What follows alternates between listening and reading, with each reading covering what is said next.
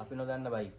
අපි කලින් CM125 super කප් CD කරන හැටි ඔක්කොම පෙන්නුවා. මේ පාර මගෙන් ඉල්ලලා තිබ්බා CD90 සුපර් කප් 90 CD කරන හැටි වීඩියෝ එකක් ඕනේ කියලා.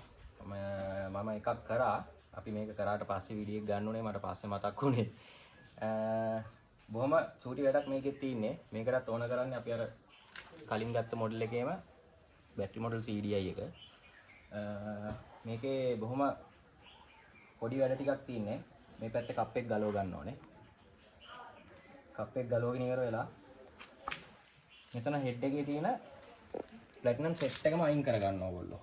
මෙතන හෙඩ් එකට එන මේ කැලි ටික තියෙද්දි අනිත් කැලි ටික ගවර්නර් මේ සේරම ස්ප්‍රින්ග් සෙට් එක අයින් කර ගන්න.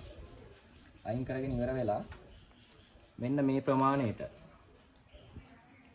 ප්‍රමාණයට ඒ කියන්නේ එළිය කප් එකත් ඒ ප්‍රමාණයට කපලා අයින් කරගන්න.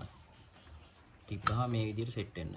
මේ කොටස අයින් කරන්නේ අපි පල්ස් කොයිල් එක හයි කරගන්න. පල්ස් කොයිල් එකත් අපි කලින් CM125 CD කරන්න ගත්ත CD100 එකේම කොයිල් එක. ඒකේ මේ මෙහෙම තිබ්බහම එළිය පැත්තට එන මෙන්න මේ පැත්තේ කණුව. මේක ගලවලා ඉවත් කරගන්න. කපලා හරි මොකක් හරි කරලා අයින් කරගන්න. මේ පැත්තෙන් පොඩි වොෂර් එකක් තියලා ටැග් කරගන්න. මෙන්න මේ පැත්තට එන මේ මල්ලනේ මෙතනින් මෙහෙම දාලා මෙතනට හයි කරගන්න පුළුවන් විදිහට.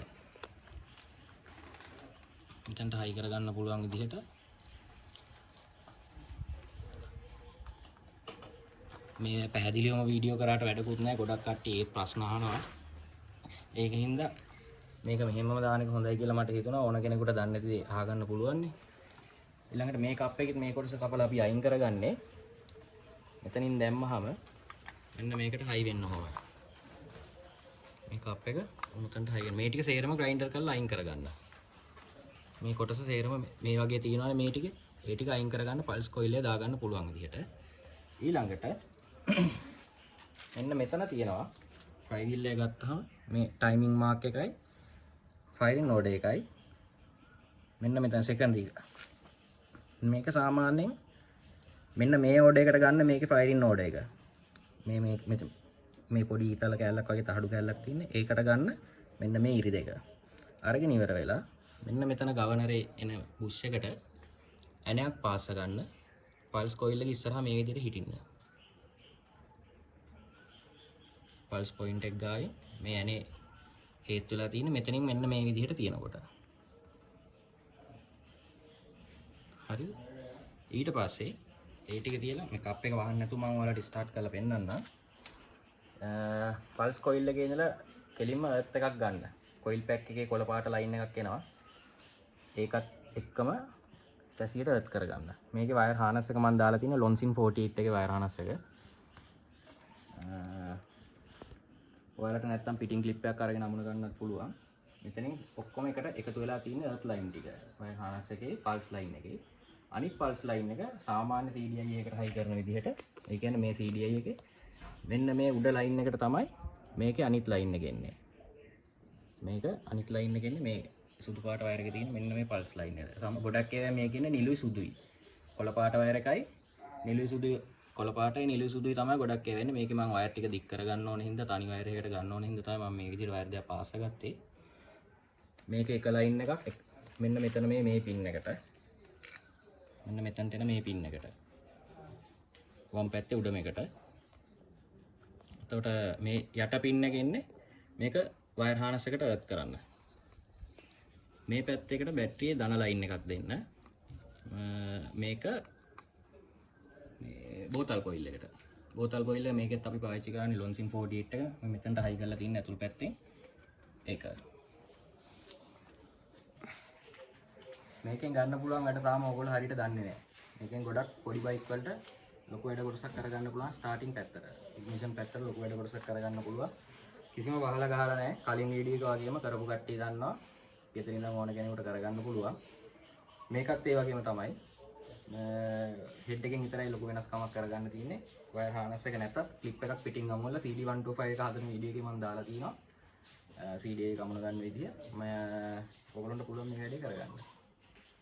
එහෙනම් දැන් අපි වයර් හානස් එකක් මේ පාර යූස් කරන හින්දා කෙලින්ම ඒකට ඩිරෙක්ට් හයි කරා. Lonsin 48 එකේ ඉන්නේ බැටරි මොඩල් නෙමෙයි. ඒකේ ඉන්නේ Magneto මොඩල්. එතකොට අපි කරන්න ඕනේ මෙන්න මේ කළුයි රතේ ඉරගෙන වයර් එක. මෙන්න මේ වයර් එක මේක කෙලින්ම හයි වෙන්න ඕනේ වයර් හනස්සේ තනි කළු පාට ලයින් එකකට මේ තියෙන්නේ. මේ රතේ කළු ඉරේන වයර් එක තනි ලයින් එකකට හයි කරලා තියෙන්නේ. හයි කරලා තියෙන්නේ මේ විදිහට. එර්ත් ලයින් ටිකේ මේ විදිහට මෙහෙමමයි. මේ බැටරි එකක් තමයි අපි යටින් සම්බන්ධ කරලා තියෙන්නේ. මේක බැටරි එකෙන් තමයි ඔන් වෙන්නේ. මෙතන ඇතුලේ තියෙනවා බෝතල් කොයිල් එක. මේ තියෙන ඇතුලේ මේ හයි කරලා තියෙන බෝතල් කොයිල් එක. ඔය තියෙන ඇතුලේ බෝතල් කොයිල් එක. ඒකෙන් එන වයර් එක තමයි මේ තියෙන ප්ලග් එකට සෙට් කරලා. ඊට පස්සේ මට බොහොම චූටි වැඩක්. වැඩේ කරනකොට නම් ගොඩක් වෙලාව යනවා. මම මේක සරලව තේරුම් ගන්න ඕනේ හින්දා මම දාලා තියෙන්නේ. අපි එහෙනම් දැන් බයික් එක ස්ටාර්ට් කරලා බලමු. මම මේකේ යතුරු කට සම්බන්ධ කරලා නැහැ. මම මේ තාම මේකේ වයරින් ටික ඉවර නැහැ. ඒක හින්දා මම මේ යතුරු කටෙන් සම්බන්ධ වෙන්න ඕන වයර් දෙක තමයි මේ මෙතනින් මේව කරේ. එහෙනම් අපි ස්ටාර්ට් කරලා බලමු බයික් එක.